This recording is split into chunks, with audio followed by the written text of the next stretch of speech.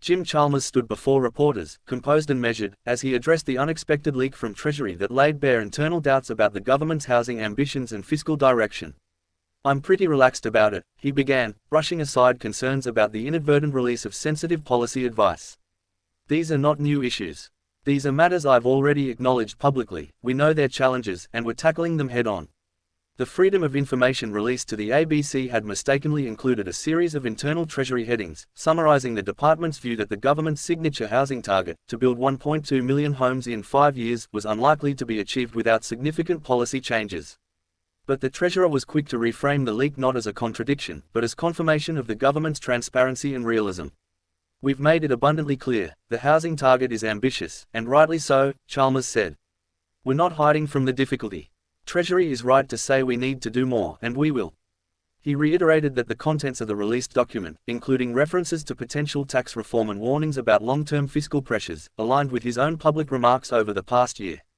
"These aren't bombshells. These are challenges we've inherited and challenges we're working through. Repairing the budget, reforming the tax system, improving housing supply, these are long-term projects, and they require constant work." One of the leaked headings pointed to Treasury's belief that both spending restraint and increased revenue would be necessary to place the budget on a sustainable path. Chalmers didn't shy away from that message. "That's just reality," he said. "And that's the basis on which we've been making our budget decisions. We've already made substantial progress in improving the structural position of the budget. But there's more to do, and we've said that repeatedly." Another section of the advice had hinted that further superannuation tax reform could be considered, building on Labor's earlier proposal to increase taxes on earnings, including unrealized gains, for super balances above $3 million. Chalmers was adamant the government wasn't planning to go further in that area, at least for now. "We've been very clear about our super policy. We're not working on further changes beyond what we've announced. What Treasury outlined there was simply an option among many, and not one we're pursuing at this time." But the focus of most questions remained fixed on housing, particularly the viability of the 1.2 million homes target that formed the cornerstone of Labor's response to Australia's deepening affordability crisis. "We set that target because we need to be ambitious," he said. Treasury's advice, which said the target may not be met, is not the full story. It reflects part of their thinking, but not the full picture. Chalmers stressed that the government's National Housing Accord, which brings together states, territories, investors, and the construction sector, remains central to their strategy. "This isn't something the Commonwealth can do alone.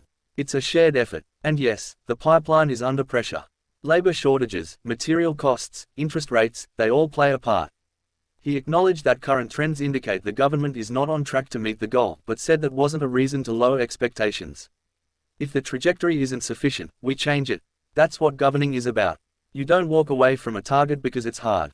You double down." Asked if he believed the release would undermine confidence in the government's economic management, Chalmers dismissed the notion. "I don't think Australians are surprised to hear that housing is a challenge or that the budget needs structural reform. What they want is honesty and action. That's what we're delivering." He pointed to the last two budgets as proof of his government's fiscal credentials. "We've banked almost all of the upward revenue revisions. We've delivered back-to-back surpluses for the first time in nearly 2 decades. That's not luck, that's discipline." Turning to tax reform more broadly, Chalmers said while there were no immediate plans for sweeping changes, the government remained open to future improvements.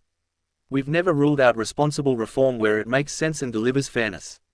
But we do that in consultation with the community, and we take the time to get it right."